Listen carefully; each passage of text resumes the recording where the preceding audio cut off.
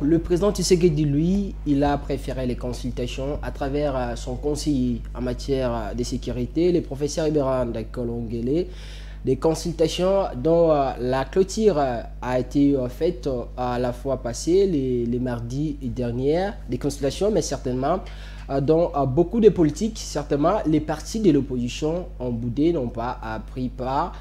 Par rapport à la raison à donner, si les gens pensent que ce sont des manœuvres pour le président Tshisekedi, question de s'éterniser au pouvoir. D'autres, par contre, qualifient ça de l'union sacrée bis, justement, pour partager les postes. C'est l'un des partis de l'opposition, justement, qui n'a pas pris part à ces consultations. L'Alliance pour les changements du président Jean-Marc Kabound. Pourquoi ce parti a-t-il boudé ces consultations? Une question qui mérite d'être posée. On en parle dans cette émission, mais tout au long aussi de cette émission, on va revenir sur les fameux retour de l'ancien président de la RDC, le sénateur à vie, Joseph Kabila. Ça fait débat ces derniers temps. D'autres parlent même de l'avoir aperçu du côté de Goma par rapport à ces révélations auprès de nos confrères de Jeune Afrique. Lui qui a annoncé son retour en RDC du côté oriental. Beaucoup parlent de Goma, tout ça. Qu'est-ce que l'Alliance pour les changements pense de ces retours de Joseph Kabila, justement? Pourquoi pas parler de l'importance du rôle que Jean-Marc Kabound peut jouer aujourd'hui, lui qui a été certainement au chevet quand le président Tshisekedi avait retiré sa signature à Genève, vous vous souvenez, à cause de la base, une demande de la base. Jean-Marc Kabound, qui était une autorité importantissime au sein de l'Union sacrée, avant d'être arrêté, transféré à la prison centrale de Makala. Certainement un politique important pour notre pays, au vu de son idéologie, de sa façon de faire les choses. Qu'est-ce qui peut apporter en ce moment dans notre pays? On en parle dans cette interface, voulais-je dire. Premier numéro de la semaine, messieurs et dames, vous nous suivez de partout. Vous êtes sur CML, 13 Télévision, le décor est planté. Bonjour à toutes et à tous et bienvenue. Bonjour Sarah. Bonjour Daniel Roland-Lay. Bonjour également à toutes ces personnes qui nous suivent. Et je profite par cette même occasion pour saluer notre invité du jour et bon début de semaine à tous. Alors, notre invité du jour, justement, il s'appelle Guy Roger Ngoyi. Il est le porte-parole du parti Alliance pour les changements. Lui qui a remplacé les très pertinents Ghislain Mouaji. Oui, on a déjà tourné une émission avec lui. Vous savez son intelligence, certainement un parti avec des jeunes qui ont de l'avenir, qui réfléchit justement autour de l'avenir de notre pays. C'est ce qu'on attend, parce que quand on parle de la jeunesse, il ne suffit pas seulement d'aller acclamer les politiques, mais aussi être au centre de l'intérêt pour les biens du pays. Monsieur Guy Roger, bonjour et bienvenue. Bonjour Monsieur Daniel, Madame Sarah, bonjour. C'est un plaisir pour moi de partager ces plateaux avec vous pour débattre pour échanger autour de l'actualité qui secoue notre pays, mais également donner la position du parti Alliance pour le changement sur les différentes questions qui secouent notre pays. Tout d'abord, nos sincères félicitations pour votre nomination à ces postes de porte-parole de votre parti. On sait que c'est lui qui était là. C'était quelqu'un de très intelligent. Le fait pour vous d'être nommé, ça veut dire vous avez une intelligence aussi comme Ghislain Mouaji. Ça se démontre d'abord dans votre manière de parler, même si on n'a pas encore commencé l'émission. Merci, merci, c'est un plaisir. Alors, le décor est planté. C'est parti pour cette émission. Je le disais tout au long, on va revenir sur les consultations. Mais tout d'abord, à M. Guy Roger Ngoyi, Alliance pour les changements, dont vous êtes le porte-parole. Comment se porte votre parti politique, mais aussi son président, Jean-Marc Kabound? Monsieur Daniel, notre parti politique Alliance pour le changement se porte très bien. D'aucuns l'ignorent que ce 24 avril, nous allons célébrer le 3e anniversaire de notre parti, qui a été créé depuis le 22 avril 2025, grâce à la vision de l'initiateur, du fils idéologique du Sphinx Etienne Tshisekedi, je cite, le honorable Jean-Marc Kabound, qui avait entrepris cette démarche pour mettre en place une formation politique qui viendrait rencontrer non seulement les aspirations du peuple congolais, mais qui viendrait également donner un nouveau souffle au jeu politique en RDC. Et donc aujourd'hui, il faut souligner que nous nous portons très bien, nous évoluons, nous menons notre combat pour l'accession au pouvoir, pour bien entendu essayer de ramener l'idéologie, la philosophie, la vraie du papa fait Étienne Tshisekedi. Je crois que vous avez déjà une philosophie, une idéologie, au risque d'arriver au pouvoir sans pourtant avoir une vision claire sur la gestion du pays. Évidemment, il faudrait se dire que l'Alliance pour le changement, ce n'est pas un parti qui naît à la suite d'un coup de tête, ce n'est pas un parti qui naît pour assouplir le besoin d'un individu, mais c'est un parti qui naît avec une idéologie, telle que vous voyez, coulée sur papier, où les hommes, les fils et les filles de la RDC se sont réunis autour d'une table, ont passé au peigne fin la vie politique de notre pays, la vie sociale de notre population depuis 1960 jusqu'à ce jour. Ce parti est né des hommes qui ont décidé de faire une rupture avec le passé, de faire une rupture avec tout ce qui était comme forme d'antivaleur, de regarder les différentes causes profondes qui gangrénaient notre société, de regarder comment est-ce qu'on devait apporter des solutions. Ce parti, bien entendu, l'Alliance pour le changement, se propose aujourd'hui d'emmener des réformes, si bien sur le plan social, si bien sur le plan économique, mais également dans la gestion intégrale de l'État. Il faudrait que dans une certaine mesure, que la rupture puisse intervenir pour que notre peuple puisse bien se porter. Est-ce que cette rupture, tant voulue par votre parti politique, c'est ça qui était à la base de l'arrivée de Jean-Marc Kaboundé à la prison, parce qu'il voulait que toutes les choses puissent changer in extremis et non plus continuer avec les antivaleurs passées ou bien la mauvaise gestion du pays comme ça s'est faisait à l'époque de Joseph Kabila ou d'autres présidents. Je vous dirais, cher Daniel, lorsque vous faites route avec un groupe d'individus et que vous constatez que vos aspirations ne convergent plus et que vous constatez que votre propre philosophie, votre propre idéologie va à l'encontre de principes de gestion qu'on est en train de mettre en place, vous avez le plein pouvoir de vous lever et de dire non. D'autant plus que Jean-Marc Kaboundé était un homme du peuple. Jean-Marc Kaboundé était un homme sur qui reposait la confiance du peuple congolais. En aucun cas, il pouvait vendre sa conscience pour faire le contraire de ce que le peuple attendait de lui. C'est dans ce contexte qu'il a été obligé de quitter le navire de l'Union sacrée, de quitter même l'UDPS pour mettre en place cette formation politique qui avait une vision, qui a une vision. La première, c'est changer intégralement le quotidien du peuple congolais. Le parti s'articule, le projet de société du parti s'articule autour de 3 points. Nous avons premièrement la refondation de l'État. Nous nous sommes rendus compte qu'il était impossible aujourd'hui, dans l'évolution normale de choses, que nous puissions émerger, que notre nation puisse prospérer, aussi longtemps que les instruments de la République n'étaient pas refondés. L'armée, la police, la diplomatie, l'administration publique, la justice, tous ces pions, tous ces éléments se retrouvant totalement par terre aujourd'hui, qu'il faut des mesures drastiques, qu'il faut des mesures urgentes pour stopper l'hémorragie que est en train de subir notre pays. Alors, M. Guy Roger, vous avez parlé d'une évolution. Là, je parle de votre parti politique. Alors, est-ce que cette évolution a toujours été à son top ou c'est seulement après la libération de Jean-Marc Kaboundé? Parce que déjà, pendant qu'il était en prison, vous étiez moins présent dans les médias. Il faut reconnaître que le parti est né depuis 2022. Et donc, quand vous faites notre bilan, les bilans de notre existence, partant de 2022 jusqu'à ce jour, il faut reconnaître que le parti a réalisé bien plus que plusieurs partis politiques ici en RDC. Le parti n'a que 3 années d'existence. D'ailleurs, nous allons la célébrer le 24 avril, tel que je venais de le dire. Mais les réalisations qui sont à notre registre vont au-delà des partis qui ont 10, 20, 30 ans d'existence ici au pays. C'est quoi vos différentes réalisations? Il n'y a qu'à voir l'implantation du parti au jour actuel. Le parti s'étend, les partis se retrouvent sur toute l'étendue du territoire national et même au-delà des frontières de la RDC. Nous avons des fédérations qui sont aujourd'hui au Canada, nous avons une fédération aux États-Unis, en France. Ensemble, nous nous sommes retrouvés autour de l'idéologie commune, celle prônée par le visionnaire de notre formation politique, l'honorable Jean-Marc Kaboundé. Et derrière cette philosophie, l'idée maîtresse, c'est la conquête du pouvoir pour changer, pour transformer intégralement notre pays.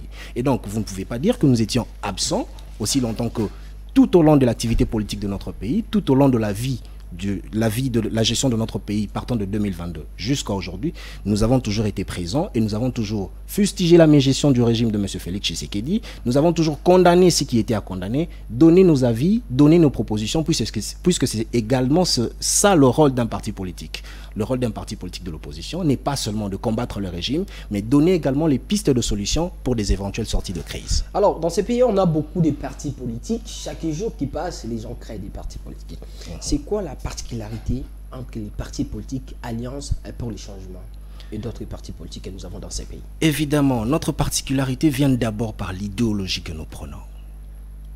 Notre particularité vient d'abord par la vision que nous avons pour notre pays. Notre particularité vient d'abord par la philosophie même de notre leader. L'UDPS aussi, apparemment, à l'époque, il avait une vision. Bon, il faut reconnaître que l'UDPS d'hier n'est pas l'UDPS d'aujourd'hui. Il ne faut pas se voiler la face, il faut se dire la vérité. L'UDPS de Kibasa, l'UDPS de Papa Etienne, l'UDPS de tous ces grands noms que nous avons connus, de Marcel Antoine Liaou, ce n'est pas l'UDPS actuel. À quel moment l'UDPS a changé sa philosophie? Quand Kabound a quitté l'UDPS ou bien après la mort de Papa Etienne? Il faut reconnaître que le départ du président Kabound de l'UDPS était en réalité la goutte d'eau qui déborde le vase. Puisqu'en réalité, l'UDPS a montré sa vraie face après son départ. Le président Kabound a fait de son mieux pour rappeler tout le monde dans les rangs, pour amener tout le monde dans l'ordre au sein de l'UDPS. Mais malheureusement, le mal étant tellement profond au sein de ces partis que les choses ont fini par sauter aux yeux. Vous rassurez les gens en tout moment en vous suivant, voulais-je dire, pas seulement vous, mais les membres de votre parti politique, vous donnez l'impression comme si la solution aujourd'hui, ou bien les solutions pour arriver à changer les choses dans notre pays peuvent venir de votre parti, l'Alliance pour les changements. À l'époque aussi, l'IDPS a tenu des discours comme ça, il rassurait la population, mais l'IDPS au pouvoir aujourd'hui, l'IDPS n'arrive pas à réaliser des choses qu'il avait été promis, il arrivait à dire à travers le président Tshisekedi. La différence entre nous et ces autres formations politiques que vous êtes en train de citer, c'est que notre leader a quand même été dans la gestion de la chose publique. Il a été aux affaires. Mais avant, l'UDPS en tant que tel n'avait jamais occupé une fonction dans ce pays. Notre parti, aujourd'hui, a la chance d'avoir un visionnaire, je cite, l'honorable Jean-Marc Kabunda Kabound, qui était dans l'opposition, a combattu pour l'accession au pouvoir, a vu ce qui s'est passé dans le pouvoir, a essayé de changer les choses, mais malheureusement, son apport n'a pas été considéré à sa juste valeur. Il a décidé de jeter l'éponge pour réunir tous les Congolais qui pensaient comme lui, tous les Congolais qui disaient qu'il était temps que les choses changent, qu'il fallait que l'on puisse refonder notre État, qu'il fallait qu'on puisse apporter des révolutions, des réformes économiques et sociales, qu'il fallait qu'on puisse changer l'homme congolais, qu'il fallait que l'on puisse voir comment est-ce qu'on devait mettre en place une armée structurée, organisée, capable de défendre l'ensemble de notre territoire. Il fallait qu'on mette en place une police efficace, notre diplomatie par terre, l'administration publique n'en parlant pas, la justice étant malade, comme on l'a si bien dit. Il fallait à ce moment-là qu'un homme prenne le courage. Et cet homme, c'était Jean-Marc Kabound. Il a pris le courage, il ne s'est pas limité qu'à des simples mots, il passe des paroles à l'acte, des propos en action. Et aujourd'hui, nous sommes en train de nous battre pour atteindre le pouvoir et apporter l'implémentation intégrale de notre vision à la tête du pays. Mais par rapport à ce plateforme Objectif Kabound, président 2028, est-ce que vous pensez que tout doit toujours tourner autour de ce poste de président de la République pour reconnaître le savoir-faire d'une personne? Il faut reconnaître, madame, qu'aujourd'hui, l'honorable Jean-Marc Kabound était premier vice-président à l'Assemblée nationale. Et donc, en tant que parlementaire, il n'était pas au sein de l'exécutif. Puisque vous savez, comme moi, que l'organisation de notre État est structurée. Nous avons 4 institutions. Vous avez le président, vous avez le Parlement, vous avez le gouvernement, vous avez le pouvoir judiciaire. Et donc le président qui a cette mission d'assurer les bons fonctionnements, d'être le garant des institutions, est un peu transversal entre toutes ces institutions. Il sait réunir toutes les institutions pour fixer les grandes lignes de la conduite d'un pays. Et donc nous estimons que le président Kabound, au regard de l'idéologie que nous prenons, doit occuper ces postes-là pour que sa vision puisse être implémentée. Pour que sa vision puisse se répandre au sein de 4 institutions censées normalement conduire un pays. Mais est-ce que la population arrive à reconnaître aussi sa vision?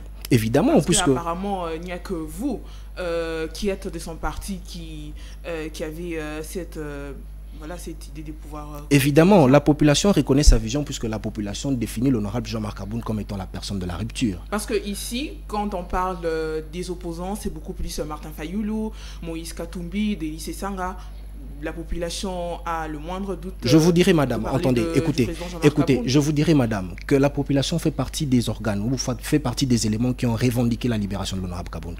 Toutes les fois où nous étions dans la rue pour revendiquer sa libération lorsqu'il était injustement incarcéré, nous ne l'avons pas fait seul. Nous étions bien entendu accompagnés de la population. Ne prêtez pas attention à cette campagne médiatique de diabolisation qui vient parfois pour ternir l'image d'un combat, ternir l'image d'un individu, ternir l'image d'un fils digne de ce pays, qui tend parfois à raconter des histoires qui vont dans tous les sens. L'honorable Jean-Marc Aboun n'est pas un individu, c'est un homme du peuple. Vous avez vu d'ailleurs ses récentes sorties. Je vous informe encore que le 24 avril, il y aura une foule immense qui viendra pour accueillir le message de ce premier fils, qui sera une première communication publique depuis celle du 24 avril 2022. Alors, moi j'ai encore des questions sur Kabound, mais je les garde certainement à la fin de l'émission, on va y revenir. Mais avant de prendre les consultations, depuis sa sortie de la prison de Makala, comment il se porte? Il se porte très bien. Il faut souligner qu'il s'est exprimé à 2 reprises, je pense que vous avez suivi, si bien sur Jeune Afrique que RFI. Il a parlé de son état de santé, c'est un humain. Il a un mental d'acier. Vous savez que pendant tout son séjour à la prison centrale de Makala, il n'est jamais tombé malade, vous le savez. Officiellement, il n'a jamais demandé à ce qu'il puisse être évacué pour une quelconque cause, même si c'est vrai que son organisme par moment a eu à rejeter les conditions dans lesquelles il était en train de vivre, mais ça n'a jamais été un motif pour nous aujourd'hui de dire que voilà, essayer de libérer l'honorable Jean-Marc Aboun pour poursuivre avec ce soin. Il se porte très bien et nous évoluons ensemble avec lui. Alors, vous savez, à un moment, les partis SID de Martin Fayulu insistaient sur le dialogue, justement pour créer la cohésion nationale, au vu des frustrations qu'est beaucoup pensé créées par le pouvoir en place. Et après les démarches menées par la Senko et l'église protestante au Congo, beaucoup s'y attendaient à un dialogue, au vrai sens du mot certainement, organisé par le président Tshisekedi, justement pour permettre à quiconque a des idées, des propositions, de les dire pour les biens de la République. Mais certainement, le président Tshisekedi, lui, il a choisi une autre manière de faire les choses à travers les consultations. Iberam Kolongele, son conseiller en sécurité, il était là pour guider ces consultations à clôturer le mardi dernier, comme je le disais au sommaire de cette émission, que beaucoup de partis de l'opposition ont boudé, y compris Alliance pour le changement du président Jean-Marc Aboun. D'abord, M. Guy Roger Ngoyi, qu'est-ce que vous pensez de ces consultations, même si c'est déjà clôturé, et les pourquoi de votre RFI de participer dans ces consultations alors que c'était une occasion certainement, si vous êtes patriote, vous aimez les pays, il fallait y aller pour proposer, question d'aider les présidents, mais aussi question de faire un bloc pour ne pas permettre à l'ennemi de venir faire ce qu'il fait ces derniers temps dans notre pays, ces complots internationaux qu'on connaît tant. Une aventure de moi, une kermesse qui vient de se clôturer. Moi, j'aimerais que vous puissiez le qualifier ainsi. Kermesse. Aventure de moins pour la République, parce que c'était une perte de temps. Les consultations ont été mises en place pour essayer de résoudre le problème que fait face à la République. Le problème principal aujourd'hui, c'est la crise sécuritaire à l'Est. Semble-t-il que le gouvernement de cohésion nationale devrait résoudre le problème qui secoue notre pays. En réalité, l'Alliance pour les changements s'était déjà exprimée à ce sujet, en donnant un schéma très clair. Il fallait avant tout que le président de la République puisse parler avec son homologue rwandais pour qu'il puisse apaiser la tension qui était en train de vraiment monter à l'échelle qui devenait incontrôlable. Les deux devaient se parler dans le cadre du processus de Luanda et organiser également un dialogue en interne. Le président Tshisekedi l'avait bien dit lors des élections. Mais vous voulez demander à parler encore avec les Rwandais. Merci d'avoir confirmé que Doha c'est Lola. Nous avons demandé. Je n'ai pas confirmé. Nous avons demandé qu'en réalité, il fallait que les deux présidents puissent se rencontrer dans le cadre du processus de Luanda pour apaiser la tension au niveau de la sous-région et que parallèlement, un dialogue puisse être initié ici en interne. Évidemment, la rencontre entre les deux présidents devait aboutir au retrait immédiat des troupes rwandaises sur le sol congolais, devait aboutir à un cessez-le-feu immédiat. Et ce n'est qu'après avoir obtenu le cessez-le-feu, ce n'est qu'après avoir obtenu le retrait des troupes rwandaises sur le sol congolais, qu'on pouvait envisager un dialogue en interne entre toutes les forces vives de la RDC. Et c'est ce que le président Tshisekedi a fait à travers les consultations. Les consultations ne sont pas un dialogue, monsieur. C'est quoi la différence entre les deux? Écoutez, lorsque vous vous faites consulter par un médecin ou lorsqu'on vous invite par une autorité pour une consultation, il n'y a pas un témoin, vous savez. Oui. Il n'y a pas des engagements qui doivent être pris, vous le savez. Et donc vous discutez, vous lui dites, même des médiateurs. Vous lui dites ce que vous pensez de ce qu'il est en train de faire et ça se limite là. Et qu'est-ce qui devait être, quelle était la particularité de ces consultations? La particularité de ces consultations était qu'au bout de ces assises, Le président de la République devait dire « Ok, sur base de ce que j'ai entendu auprès de X ou Y personnes, nous allons former un gouvernement parce que telle personne m'a dit ceci, telle personne m'a dit cela. » Sans pour autant dire que moi, je m'engage à faire ceci. Puisque nous savons tous que le problème de l'Est est lié à la mégestion de ce régime. Comment est-ce que nous pouvons résoudre la mégestion de ce régime? Les problèmes de l'Est datent de longtemps, avant même l'arrivée des présidents. Il faut pas coller ça sur les dos. Ne faisons pas d'amalgame, monsieur. Puisque vous le savez très bien qu'en 2018, cette situation n'existait plus. Vous savez très bien que de 2018 jusqu'à aujourd'hui, nous avons perdu du temps pour restructurer notre armée. Vous le savez très bien. Nos frontières aujourd'hui sont poreuses. Qui ne vous dit pas aujourd'hui qu'on peut nous attaquer également de l'Ouest, ou du Nord ou du Sud? Si, de 2018 jusqu'à aujourd'hui, nous avons pris au sérieux la gestion de l'État, les moyens financiers étaient conséquemment mis à la disposition de la défense, que les personnes à la tête de ces portefeuilles étaient sérieuses pour structurer notre armée, on ne devait pas atteindre ce stade. On ne devait pas être humilié aujourd'hui par le Rwanda. On ne devait pas aller de retrait en retrait pour l'appeler repli stratégique. La population ne devrait pas être tuée. Et donc reconnaissant que quelque part nous avons failli. Alors pour faillir, quand on faillit, qu'est-ce qu'on fait? On s'amende. Pour s'amender, il faut prendre des engagements. Je m'engage à ne plus faire X, Y chose en présence des témoins. Et nous allons vous dire que voilà, pour que vous puissiez sortir de cette impasse, voici le chemin à suivre, voilà la voie à emprunter. Mais ce n'est pas ce qui a été fait. Mais il fallait quand même aller dans ces consultations pour dire à Eberen Kolongele que ce que vous organisez, ce n'est pas ce que nous on voulait. Voilà ce que nous on voulait. Certainement, Kolongele devrait dire ça, Tshisekedi, il devait peut-être faire la main en culpa. Ce n'est pas ce que vous avez préféré. Si vous lisez le communiqué de l'Alliance pour le changement, lors de cette crise, lorsque cette crise a éclaté, vous verrez qu'il y avait une ligne de conduite que nous avons tracée, que nous avons proposée. Si ce schéma-là a été suivi, nous n'en serons pas en consultation. Alors pourquoi aller à quelque chose que vous n'avez pas conseillé, alors qu'on aurait pu tenir compte de vos propositions initialement? Vous voyez, c'est là où il y a le paradoxe en fait. Nous avons proposé un schéma clair. Nous avons proposé une solution qui pouvait nous aider à sortir de la crise. En lieu et place de suivre ce que nous avons proposé, on nous a emmenés dans cette perte de temps. Aujourd'hui, c'est la République qui perd d'abord de l'argent parce que cette histoire-là ne s'est pas organisée gratuitement.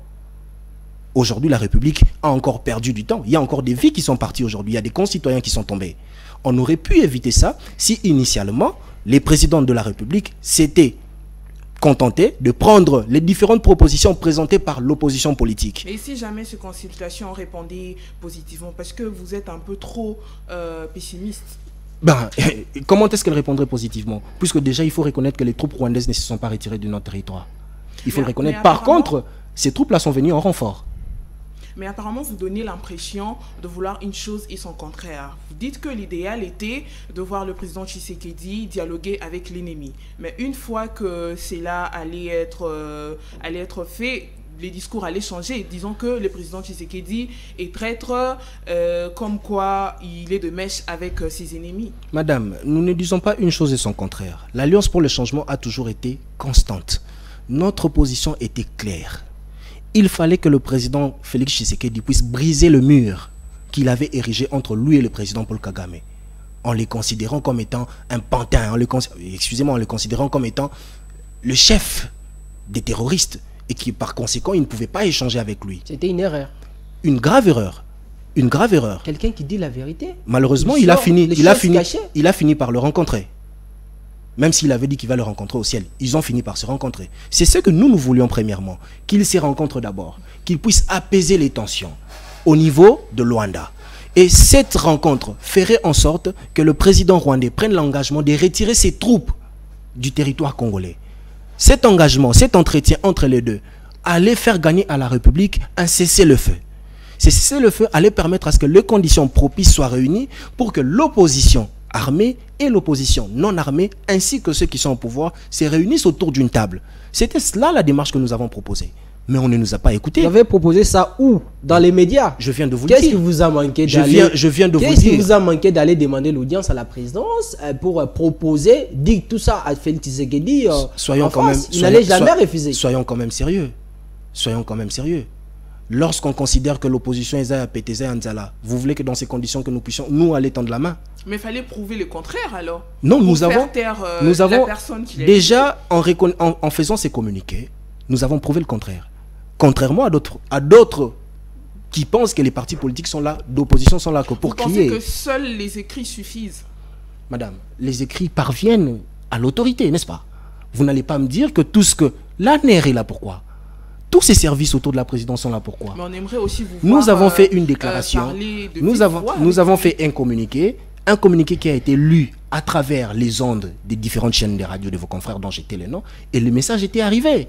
Donc nous sommes en train encore de réaffirmer notre position. Nous pensons que pour cette histoire de la crise à l'Est, il faut d'abord premièrement, comme ça a été fait, il fallait d'abord premièrement que les deux présidents se rencontrent dans le cadre du processus de Luanda.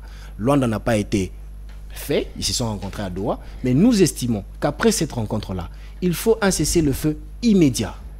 Il faut un retrait immédiat des troupes rwandaises sur notre territoire. Ce n'est qu'après cela que les conditions propices permettront à ce que nous puissions nous échanger entre Congolais, en organisant bien entendu un dialogue qui réunirait les M23 extirpés de tout élément rwandais, qui réunira l'opposition non armée de la RDC et qui réunira également le gouvernement ou le parti au pouvoir afin de réfléchir et de traiter sur les différentes questions qui rongent notre pays. On en a déjà eu combien qui a porté ses fruits? Là, je parle des dialogues. Décidément, on pourra caler de dialogue en dialogue. Je peux vous rappeler l'accord de la Saint-Sylvestre. Vous vous rappelez de ça? À l'époque de Kabila. Vous vous rappelez? Ah oui? C'est ce qui a abouti à l'organisation des élections de 2018. Vous vous rappelez? Donc nous pensons que lorsqu'il y a un problème entre les fils et filles d'une maison, la meilleure manière à faire, c'est de se réunir autour d'une table et d'échanger. Mais pas échanger de la manière la plus désordonnée qu'il soit. Il faut bien entendu que cet échange, que ces dialogues puissent être encadrés par différents mécanismes mis en place par les acteurs. Encadrer, c'est que vous voudrez certainement rencontrer les présidents de Tshisekedi, que les gens se rencontrent pour se dire des vérités en face. Donc, c'est que vous n'avez pas aimé certainement les faits pour les présidents de Tshisekedi de choisir Eberhard Ekolongele pour amener ces assises que beaucoup pensent qu'il n'avait pas qualité au vu de ses attributions comme conseiller en matière de sécurité du président. Il n'avait pas compétence d'amener ces assises.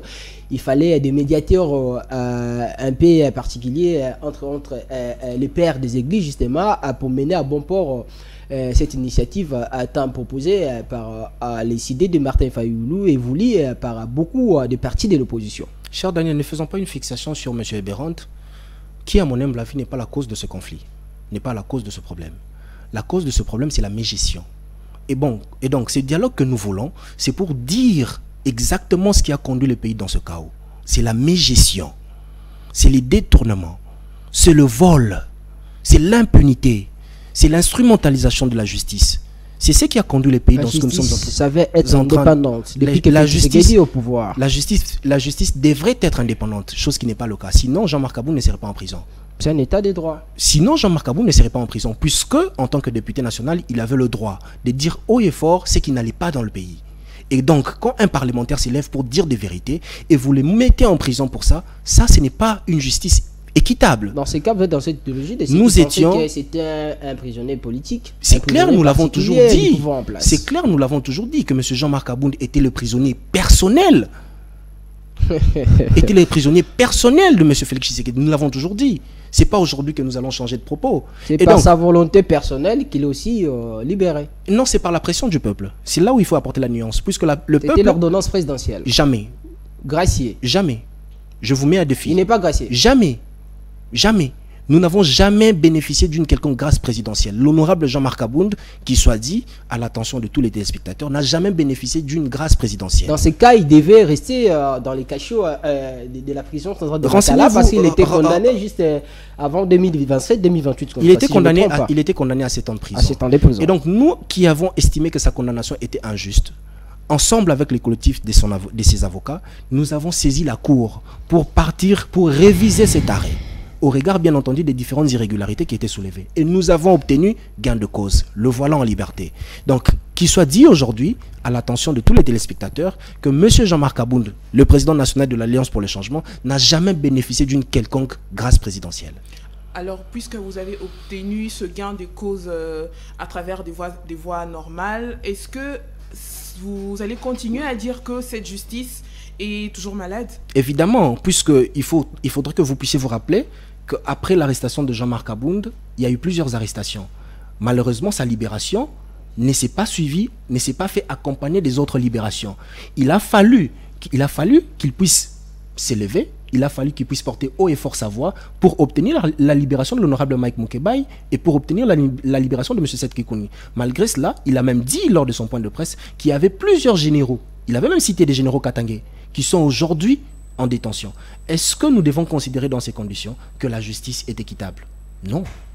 Alors, puisque vous avez parlé de la mégestion, on peut dire que cette mégestion a refait surface à travers le pouvoir du président Tshisekedi, où cette mégestion est carrément née de l'actuel pouvoir. Non, je dirais que la mégestion s'est institutionnalisée à travers ce régime. Puisque, madame, il ne s'est passé pas un mois dans ces pays. Il ne s'est passé pas un mois dans ces pays sans pourtant que vous puissiez entendre les scandales des détournements. Il y a toute une panoplie de détournements documentés par l'IGF. Combien de fois l'IGF est passé au créneau pour dire que voilà, je dénonce, il y a eu détournement entre telle et telle structure, par telle ou telle structure. Combien de fois? Qu'est-ce qu'il y a eu? Quelle interpellation il y a eu? Par contre, cela se fait aux yeux et aux vues de tout le monde, mais à l'époque c'était en cachette. C'est ça même le drame. Pourquoi? Parce que dans le fonctionnement d'un État, il faut toujours reconnaître qu'il y a de ceux qui sont attachés aux valeurs républicaines. C'est pas tout le monde que vous allez mettre dans la marmite et dire que voilà, nous allons voler. Il y a de ceux qui, malgré que vous êtes en train de voler, vous dénonceront. Et c'est ce qui s'est passé. Et lorsque l'IGF s'est mis à dénoncer les voleurs, vous passez pour nous dire voilà que ce sont des pères de famille, qu'il faudrait qu'on évite de les inquiéter. Là, ça nous fait peur. Alors, c'est quoi la suite des événements? Parce que aujourd'hui, ces consultations clôturées par le président Tshisekedi, au moment où à l'opposition, vous continuez d'assister, de parler de ces dialogues. Au niveau des pères des églises, ils continuent aussi avec les démarches. Au niveau de votre parti politique, comment vous prévoyez, comment vous pensez, comment vous allez procéder justement pour essayer d'échanger les choses au moment où le président Tshisekedi lui aussi a sa manière de faire les choses. Certainement, il n'a pas exaucé ce que vous voulez d'un dialogue. Lui, il a fait les choses peut-être que lui, il a voulu. Cher Daniel, nous ne sommes pas la première expérience de la volonté du président de la République ou de son clan.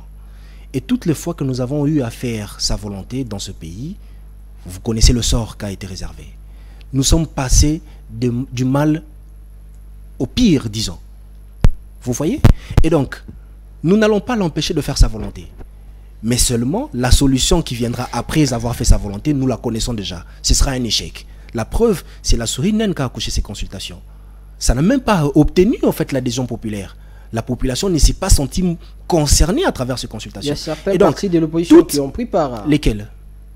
Vous avez vu Moïse Mondela avec son parti politique. Vous avez vu Franche de FCC plutôt à travers, comment il s'appelle, Maître Jeannot, qui a pris part à ces consultations. La piste du dédoublement de partis politiques de l'opposition, telle que vous venez de me citer, le FCC, je me permets de le dire que c'est une piste très dangereuse.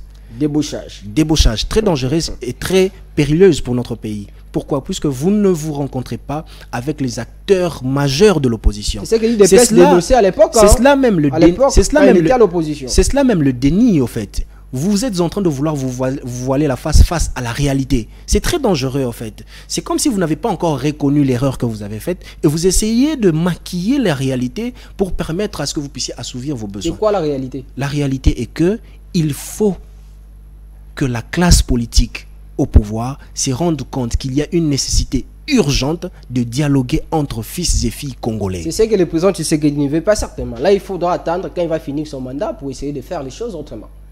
Quand il va finir son mandat pour essayer de faire les choses autrement. Et le peuple congolais dans tout ça.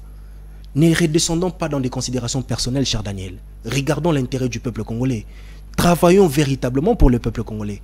Il faut que le peuple congolais trouve son compte. Ce n'est pas que parce qu'on vous a donné un mandat, vous devez à tout prix le finir sans pour autant tenir compte du peuple congolais.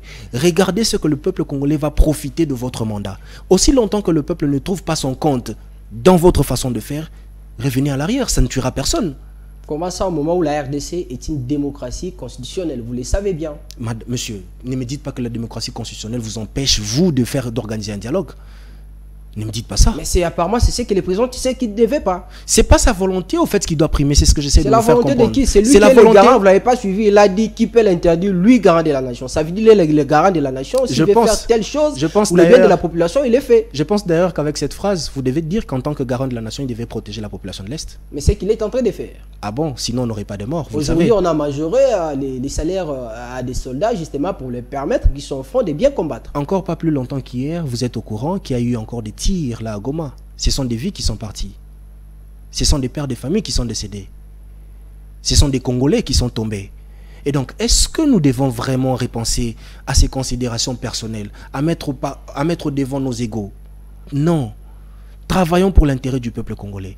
S'il y a lieu de se retrouver avec tous les Congolais pour discuter des problèmes qui rongent notre pays, c'est ce que nous devons faire.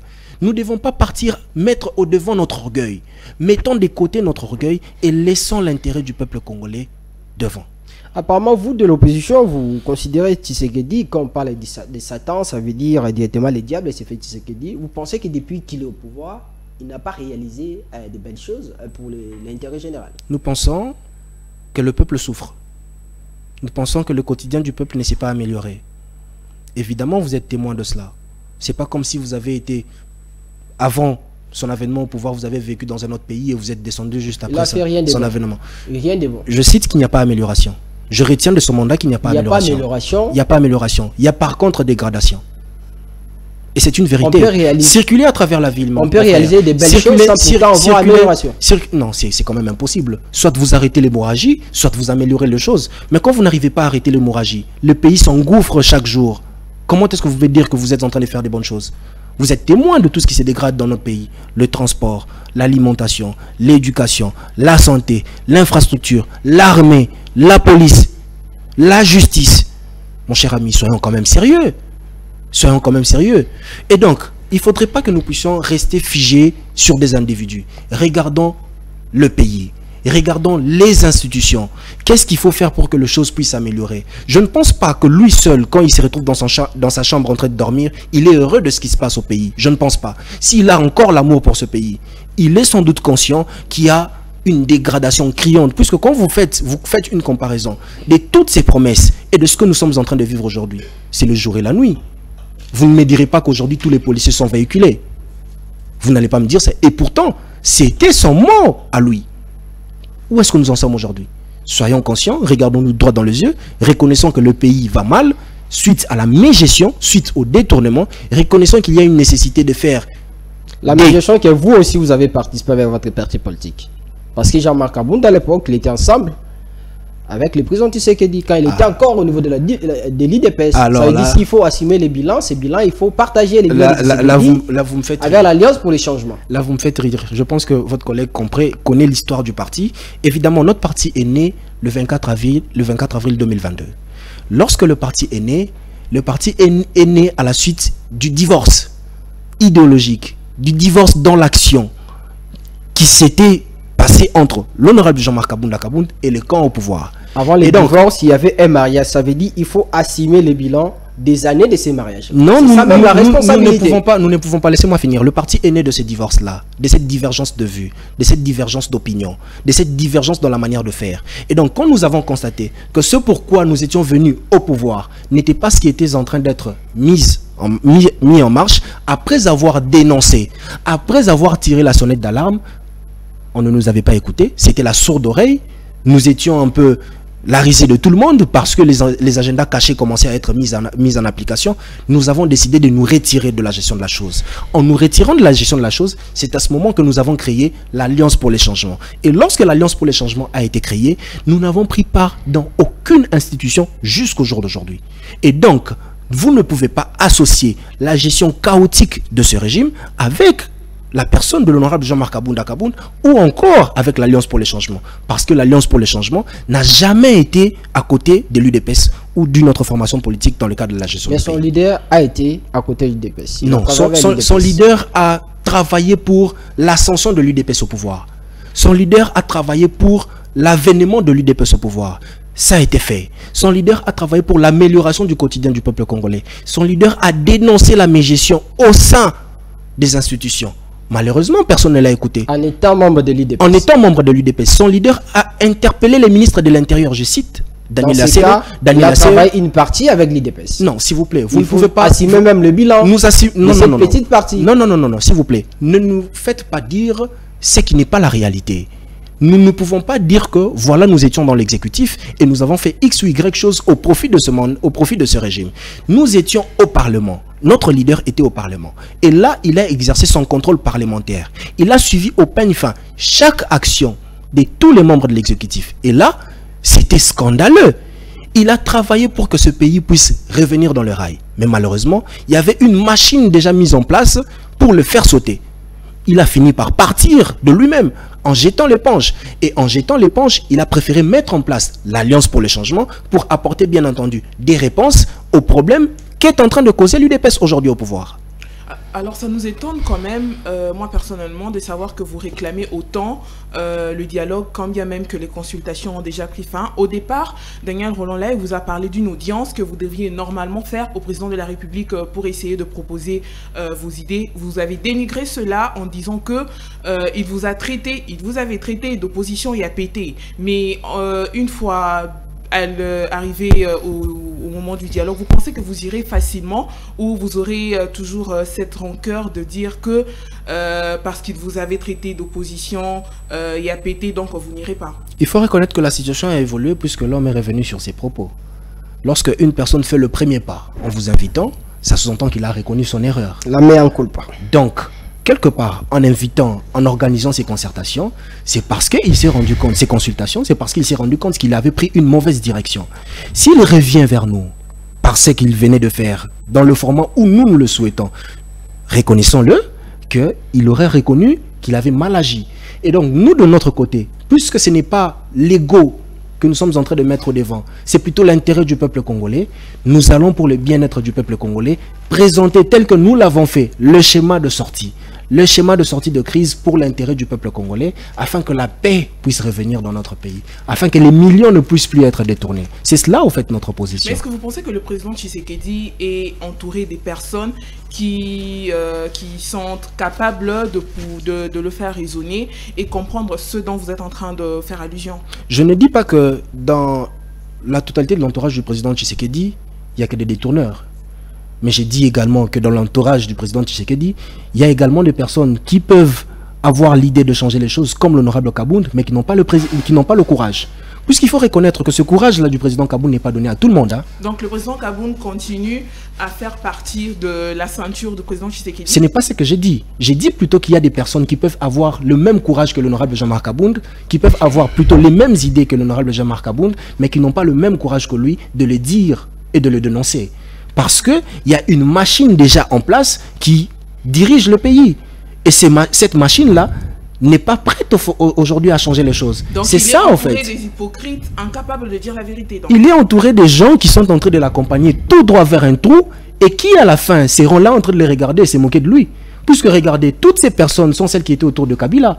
Aujourd'hui, où est Kabila? Kabila est en exil. Et où est-ce que lui, il est? Où est-ce qu'eux sont?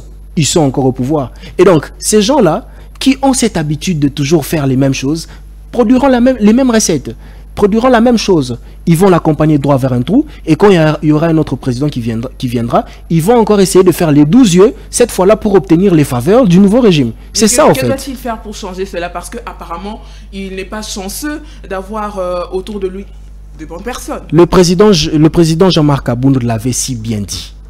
Nous ne sommes pas venus aux affaires pour ça. Nous sommes venus pour travailler.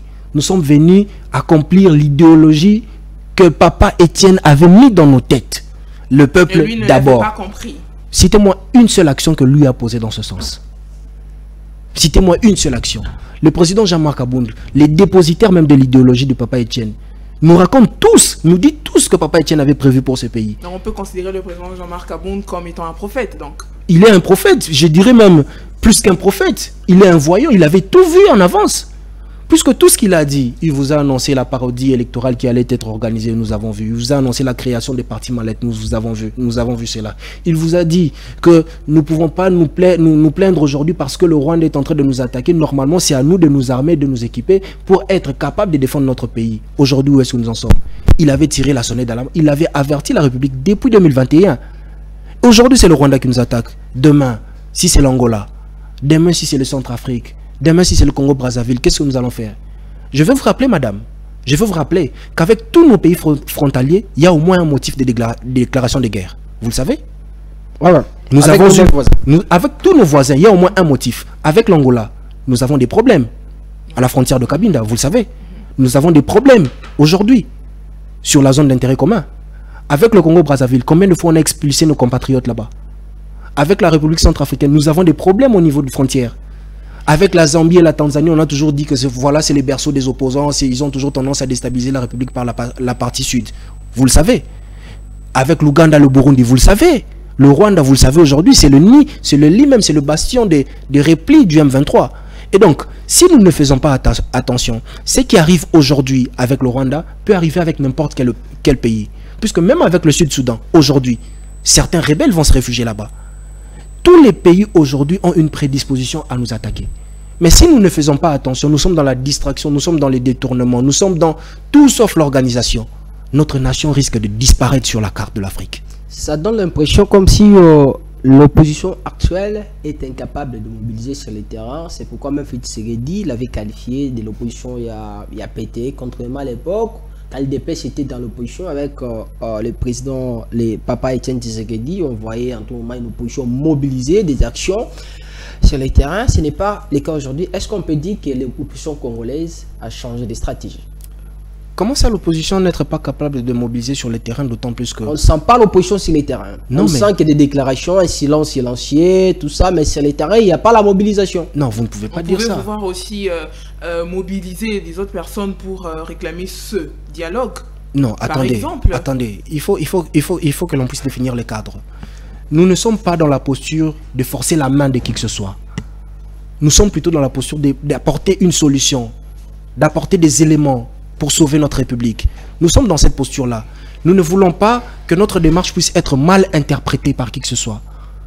Et donc, nous ne pouvons pas marcher dans cette forme, comme notre président a toujours dit, d'aliénation de tout un peuple en organisant des marches ici et là pour soutenir les forces armées comme le font certains acteurs politiques. Non, nous ne sommes pas dans ces schémas. Nous sommes dans les schémas d'être le plus rationnel possible. Vous avez les moyens de l'État mis à votre disposition.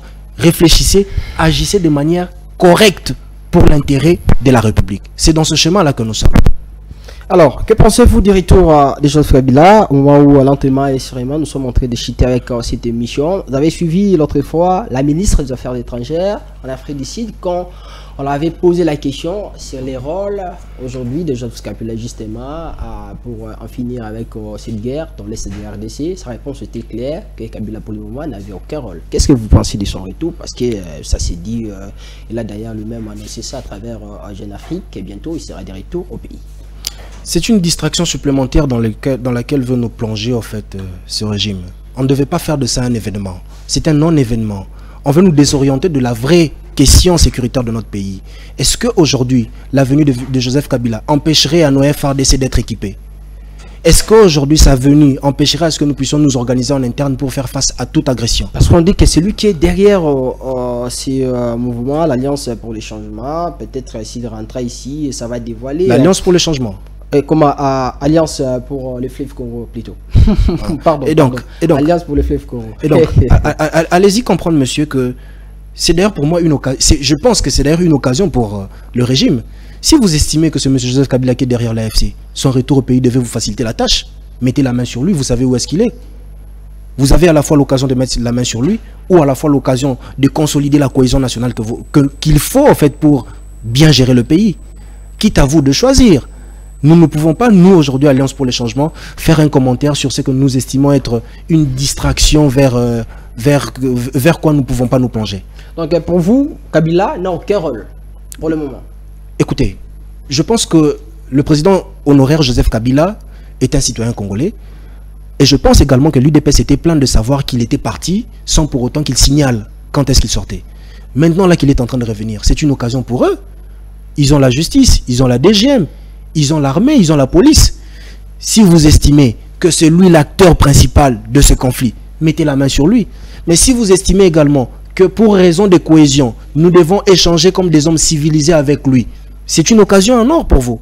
Et donc, nous pensons que c'est une distraction dans laquelle on est en train de vouloir amener le peuple pour désorienter l'attention du peuple vers le problème majeur auquel nous sommes en train de faire face maintenant là, le problème d'agression. Ce n'est pas un individu qui empêche à notre pays d'avoir des moyens suffisants pour le défendre. Ce n'est pas un individu qui crée la désorganisation même au sein du gouvernement, à travers différents détournements que nous sommes en train d'assister ici et là, nous pensons qu'on doit essayer de dépasser un peu, de nous affranchir de ces genres de considérations pour ne pas ramener le débat, pour ne pas ramener la question au niveau des individus, mais au niveau des valeurs et des principes. On parle aujourd'hui d'un dialogue importantissime entre Kabila, Tshisekedi et Fayulu. Là, on ne cite pas le nom de Kabunda. Je suis en train de vous dire, monsieur, le président Kabound, c'est un homme du peuple. Un homme du peuple. Un homme du peuple. Le peuple, là, vous faites allusion le peuple congolais. Je parle pour les changements, c'est aussi des Congolais. Mon concept est très bien clair. Je parle du peuple congolais. Le président Kabound n'a pas besoin de la reconnaissance des individus. Non, le président Kabound. Aussi, je suis parmi le peuple congolais. Ça veut dire, nous soutenons aussi le président Kabound. Je vous dis que le président Kabound a derrière lui le peuple congolais qui cherche un changement, qui a besoin d'une amélioration, qui veut apporter une solution.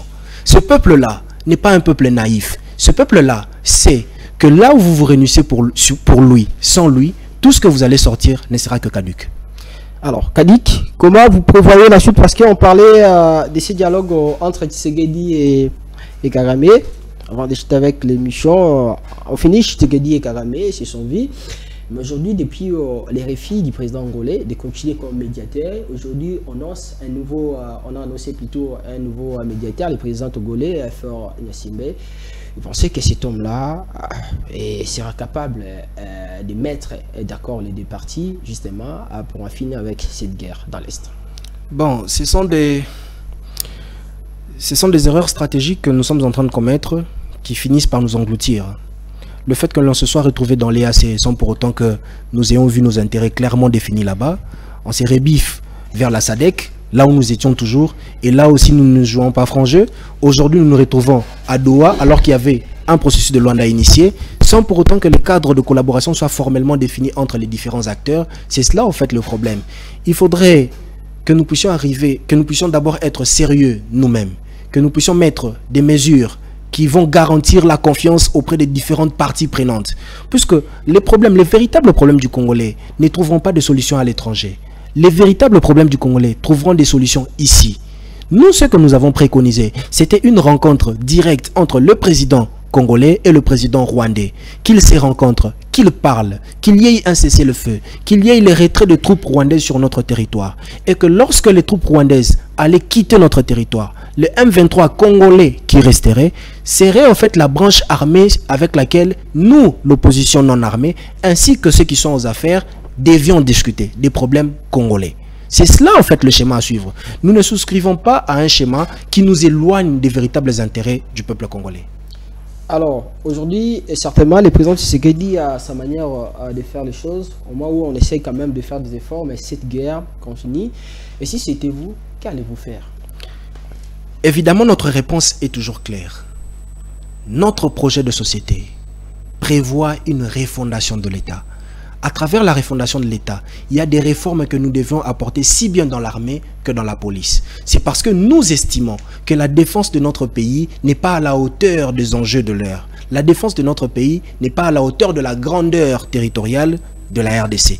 Il faut donc des réformes sérieuses. Il faut donc une restructuration forte au sein de nos FRDC. Et ça va avec les moyens.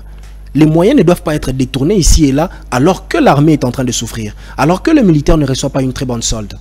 Nous, l'Alliance pour le changement, une fois aux affaires, nous mettrons en place tout ce que je suis en train de vous dire en termes de projet pour faciliter le changement dans notre pays. Qu'est-ce que vous pensez du gouvernement de Mme Souminoa, Judith?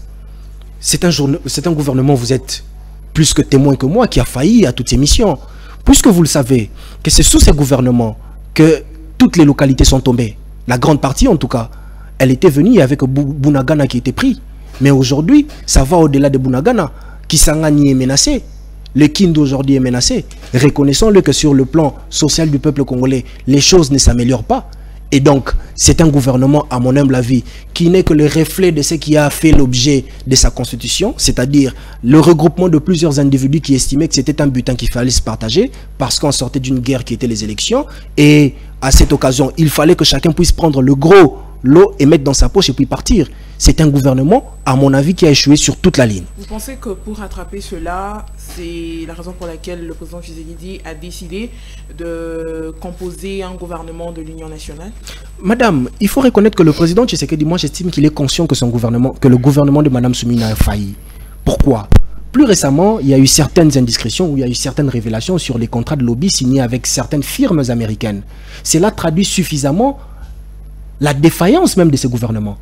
Pourquoi? Puisque ces gouvernements, le président Félix Tshisekedi, à travers son cabinet, a signé un contrat avec une firme qui devait faire un lobbying sur la diplomatie et sur la sécurité du pays auprès des institutions américaines. Cela n'est que l'expression de l'échec du gouvernement en place. Puisque si le gouvernement avait très bien fait son travail, la ministre des Affaires étrangères avait très bien fait son travail, le ministre de la Défense avait très bien fait son travail, je ne parle pas d'actions sporadiques, je parle de politiques publiques mises en place pour un objectif précis à travers un intervalle de temps très bien défini et pour atteindre certains objectifs qui se fixent pour l'intérêt de la République. Si ces gouvernements-là avaient très bien fait ce travail, je ne pense pas qu'on allait recourir à des contrats avec des firmes privées pour faire le lobby au nom du pays. Mais il y a quand même des ministres qui se sont démarqués de leur façon de travailler. Madame, j'essaie de vous faire comprendre que la manière de se démarquer dans le travail ne se définit pas par des interventions sporadiques. En fait, nous sommes habitués à voir un ministre poser une action, poser un acte et on se dit qu'il travaille bien. Cet acte qu'il vient poser, cette action qu'il vient accomplir, c'est pour quel objectif? Ça s'inscrit pour résoudre quel problème dans le temps? Quel est l'horizon temporel qui permettra à ce que le pays puisse bien évoluer? Quelle est cette histoire? Quelle est cette politique publique mise en place pour que le pays puisse atteindre un certain stade en 2030? On n'en parle pas. L'horizon 2035, on n'en parle pas. L'horizon 2050, on n'en parle pas. On nous amène des actions. Par exemple, il y a eu des inondations. Voilà, on achète un canot rapide qui va aller essayer d'évacuer différents compatriotes bloqués à travers leurs habitations par suite des inondations. Et on nous dit que voilà, le ministre a très bien agi. Non, ce n'est pas ça la bonne action gouvernementale. La bonne action gouvernementale, c'est de faire exactement ce que le programme d'action gouvernementale inscrit dans son document, amendé ou validé par le Parlement pour l'intérêt du peuple. Aussi longtemps que les actions ne tournent pas autour de ce programme d'action gouvernementale, d'abord validé par le Parlement, qui a été conçu pour le bien-être du peuple congolais, je ne dirais pas que ce gouvernement est en train d'agir pour le bien du peuple congolais. Alors, puisque vous parlez, pour finir, puisque vous parlez d'un échec, vous pensez que Mme Souminois en est consciente? Et si tel est le cas, ce serait le moment pour elle de pouvoir démissionner? Est-ce que la culture de la démission est dans notre pays? Il faut reconnaître que le président Kabound est l'un de rares qui a jeté l'éponge. Il faut le reconnaître, il faut avoir le courage de le dire, madame. Que tous sont conscients que l'amélioration du peuple congolais n'est pas au bon fixe, l'amélioration du social du peuple congolais n'a pas été atteinte, que le quotidien du peuple congolais s'est encore dégradé davantage, et donc on ne peut que constater l'échec puissant même de ce régime. Jean-Marc Kabound est un leader? Ça, c'est une question très tendancieuse. Vous le savez que Jean-Marc Kabound est le dépositaire. J'en viens. Jean-Marc Kabound est le dépositaire de l'idéologie du Sphinx Etienne Tshisekedi. Il n'y a que des leaders de son rang qui peuvent se permettre aujourd'hui d'accomplir ce genre de réalisations qu'il a eu à accomplir pour l'intérêt de la République. Puisque j'ai comme l'impression que lorsqu'on parle de Jean-Marc Kabound, on ne voit pas ce qu'il a accompli pour ce pays. Il a sauvé ce pays de plusieurs complots. Il a sauvé ce peuple de plusieurs complots, je vous dis, et vous le savez. Sur quoi est basé son leadership? Sur sa manière, sur la vision qu'il a pour le pays, sur la manière de faire les choses. Vous le savez.